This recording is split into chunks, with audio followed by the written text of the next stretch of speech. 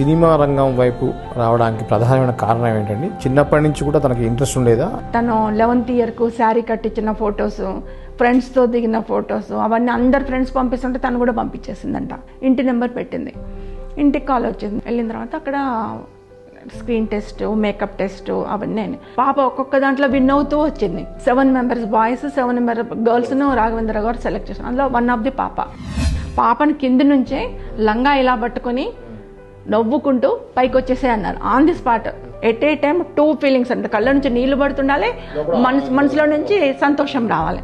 Acting అన్నాడు. Pratyusha blank face పెట్టి అట్లాగే చూస్తుంది. గ్లిజరిన్ ఏమంటే ఇస్తలేడు, యాక్టింగ్ అంటున్నాడు అని. వచ్చాడు, ఈడ్చి ఒక్కటి కొట్టాడు చంప మీదకెళ్ళి. ఒక్కటే కొట్టాడు. కొట్టే స్టార్ట్ అన్నాడు, చేసేసింది.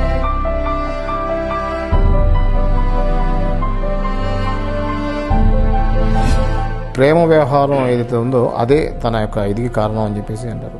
యాక్చువల్గా అది మీ దృష్టికి ఎప్పుడు వచ్చింది? సిద్ధార్థ రెడ్డితో పరిచయం అసలు తనకు ఎలా జరిగింది? ఇద్దరు కూడా క్లాస్మేట్స్గా ఉండి అలా ఫ్రెండ్షిప్ డెవలప్ అయింది. అప్పుడు మాత్రం పాప నాకేం చెప్పలేదు.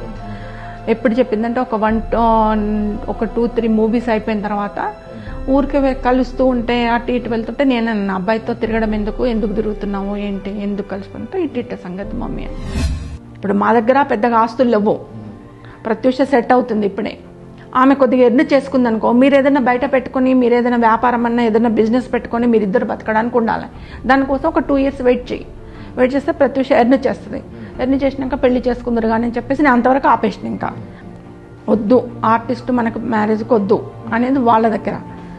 సో అక్కడ అబ్బాయిని టైట్ చేసే వరకు అబ్బాయిలో ఒక విధమైన చేంజ్ వచ్చేసింది. అసలు ఏం జరిగితే హాస్పిటల్కి వచ్చింది అనేది మీకు క్లారిటీ ఇచ్చారా? మా సిరి ఎన్నిసార్లు కాల్ చేసినా లిఫ్ట్ అవ్వట్లేదు. మొబైల్ రింగ్ అవుతుంది తప్పితే లిఫ్ట్ అవ్వట్లేదు. ఇంకా ఆ తర్వాత ఈమె జయం డైరెక్టర్ దగ్గరికి వెళ్ళలేదు.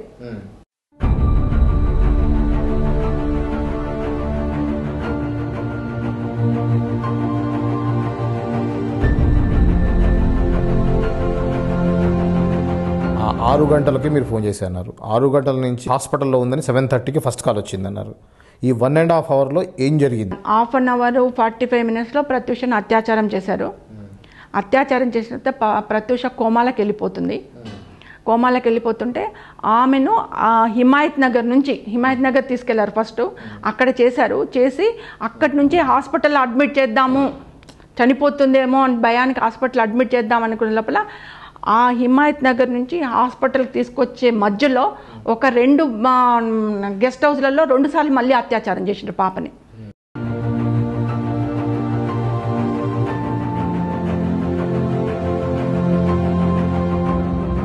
మీరు చెప్పారు సిద్ధార్థ రెడ్డి చాలా కామ్ గోయింగ్గా ఉండేవాడు, ఎక్కువ మాట్లాడేవాడు కాదు అని.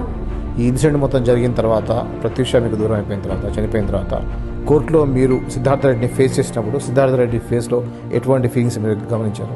మనం 4 మాట్లాడితే ఒక్కటి కూడా మాట్లాడు, అంత సైలెంట్గా ఉండే అబ్బాయి. నాకు పెద్దగా అనుమానం రాలే.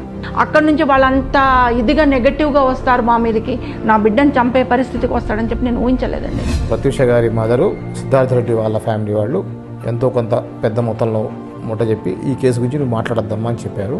నేను దైవ సాక్షిగా చెప్తున్నాను, ఈ రోజు వరకు కూడా